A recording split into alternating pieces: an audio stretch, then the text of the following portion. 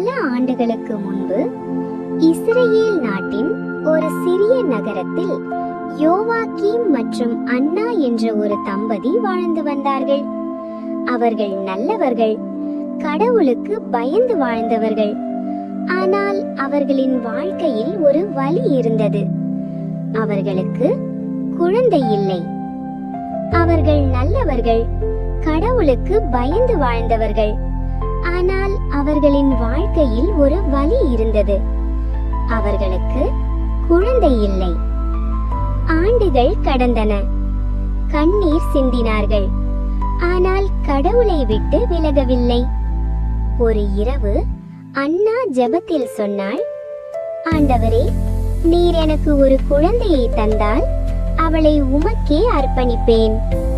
கடவுள் அந்த ஜெபத்தை கேட்டார். சிறிது காலத்திற்கு பிறகு ஒரு பெண் குழந்தை பிறந்தாள். அவளுக்கு வைத்த பெயர் மரியா.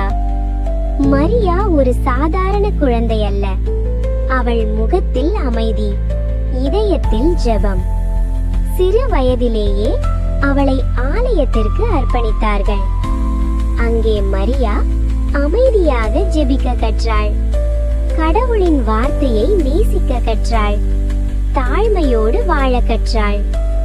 அவள் வாழ்க்கை சத்தமில்லாதது. ஆனால் அவள் இதயம் கடவுளால் நிறைந்தது. மரி வளர்ந்து இளம் பெண்ணானாள். அப்போது கடவுள் அவளுக்காக தேர்ந்தெடுத்த மனிதன் யோசேப். அவன் நீதிமான், அமைதியானவன், கடவுளுக்கு பயந்தவன். அவர்கள் நிச்சயிக்கப்பட்டார்கள். அது காதல் கதையல்ல, அது கடவுளின் திட்டம். ஒரு நாள் மரியின் வாழ்க்கையை மாற்றிய அந்த நொடி வந்தது. தேவதூதன் கபிரியேல் தோன்றினார்.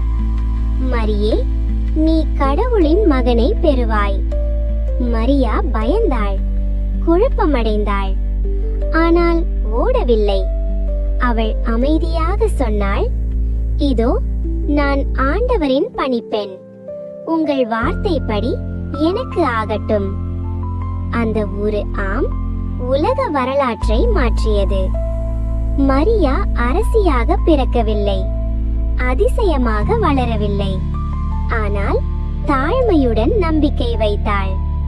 அதனால்தான் கடவுள் அவளை தேர்ந்தெடுத்தார். இன்றும் அவள் உலகத்துக்கு சொல்லும் செய்தி ஒன்றுதான்: கடவுளை நம்பு, அவர் உன் வாழ்க்கையையும் அர்த்தமுள்ளதாக்குவார். ஆமேன்.